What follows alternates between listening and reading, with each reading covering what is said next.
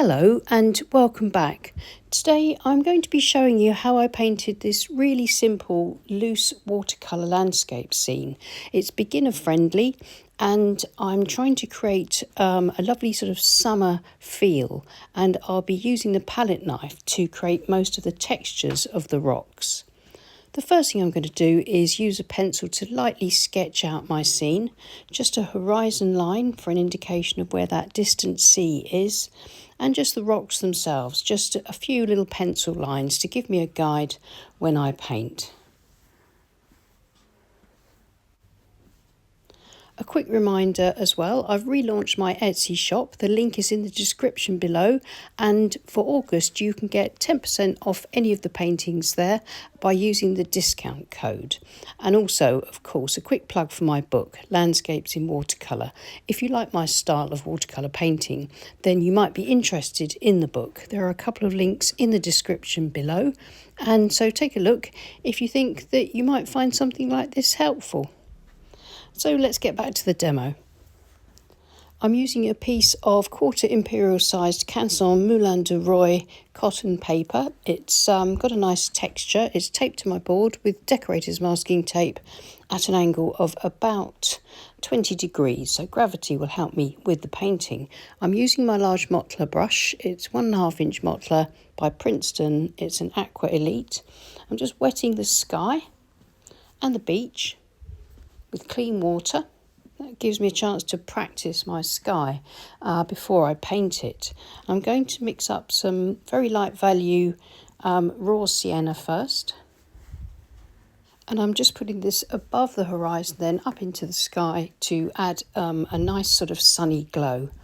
I'm going to use cerulean blue now and paint the sky this lovely summer colour, working in and around my raw sienna, which will give me some sort of greyish cloud colours. Because raw sienna is technically a brown, it doesn't tend towards the green unless you really try to mix green from it, and I'm not aiming for that here.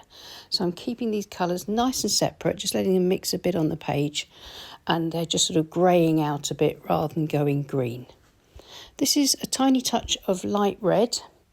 And this light red, when mixed with the raw sienna and the cerulean blue, you can see now it's giving me a nice, strong, but still very light value grey, and sort of some pinky tones almost, that sort of enhances the colour of light in the sky.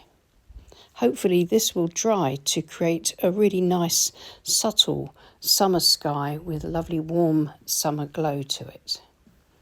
So just to get a bit more glow back, a bit of raw sienna across the horizon line. That's using the 3/4 inch flat brush, and I'm carrying on using that and using the tips of the brush and putting a bit of cerulean blue across for that distant sea. Adding a little bit more blue across the top there, and then back to my Mottler brush and using raw sienna just to loosely cover the beach in a little bit of pale sandy colour, and then using some grey to put in some shadow across the foreground, and then to start off my rocks. Just using the brush just to sort of very roughly get some colour onto the rocks, which will give me a sort of a basis for those rocks, just following the pencil lines that I put in with the sketch. I've noticed that I just want to soften an edge in the sky, and just before it dries I can do that with a clean damp mop brush. Just lifting out a nice clean horizon line, and then strengthening up that little bit of blue in the distance for the sea. My 3/4 inch flat brush is perfect for this job. Then back to the Mottler and dipping into nice dark value indigo and raw umber. Just dragging the brush, the belly of the brush and the corners across this rock, trying to sort of really get a feel for the directionality of the strata of these rocks. Dipping into some darker colour and lighter colour as I need it, just to sort of build up and create an impression of this rocky headland. And then bringing it round and adding some tone in exactly the same way into the rocks, which kind of sweep round towards the foreground on the beach itself.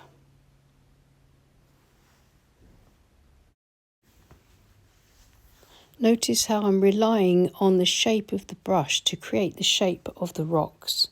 And of course my sketch really does help me to place those marks. Then I can work some darker shadows with indigo or Payne's grey, and I can then add a bit of sap green across the edge of this headland for a sort of grassy top, and then I'll create texture by scraping through this rich paint with my palette knife, and that'll give me some beautiful rock effects.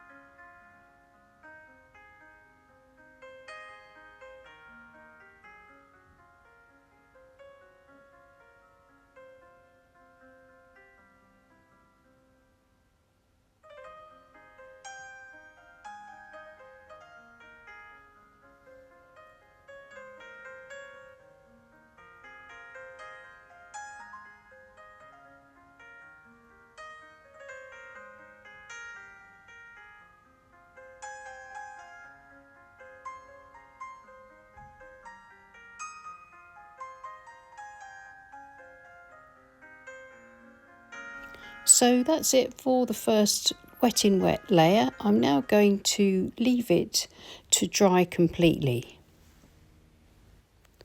And here's the dry painting. I really like the way it looks at the moment. I just need to add a bit of tone and a bit of detail, brighten up the sand with some sort of quite dark value raw sienna with a bit of the sort of grey indigo mixed to it in places, dragging it as dry brush across the foreground here and there. That'll just give me that sort of interesting texture that hopefully will suggest the sandy beach.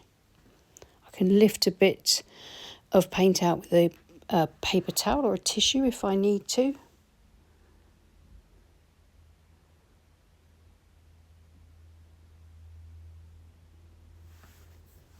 Now I'm just using the flat brush, the tips of the flat brush, just to strengthen up my sea colour, that lovely distant summer sea sparkling with the sun on its surface. Just a small ribbon of sea in the distance is very effective in a painting like this, where the focus is on the sky and the rocks. I can now dip into my dark value Payne's grey or indigo with a bit of sepia in it, whatever dark colour you like, and darken up the rocks at the base just to add a bit of shadow, and that helps to give them a bit of form. Notice how I'm still using the corner and the tips of the flat brush, which gives me the perfect shape to just fill in these little shadow marks here and there between the paint that's already there from the previous layer.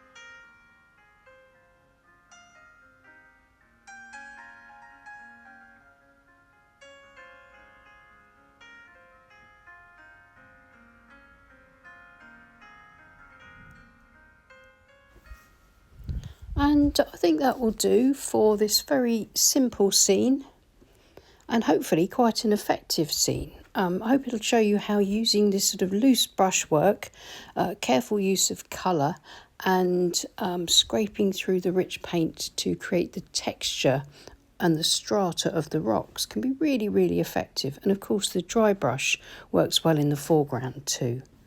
So here's the finished painting.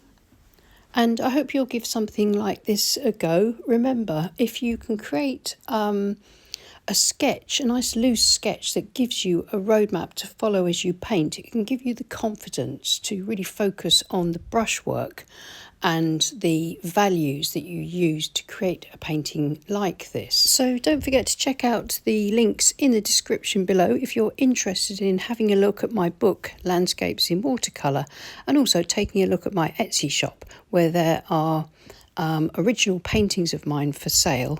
And for the rest of August you can use the discount code AUG10 to get 10% off.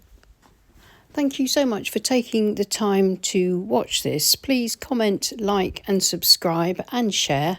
And if you're interested in supporting us on Patreon, there are links in the description below to see our Patreon pages. And thank you so much to all our patrons.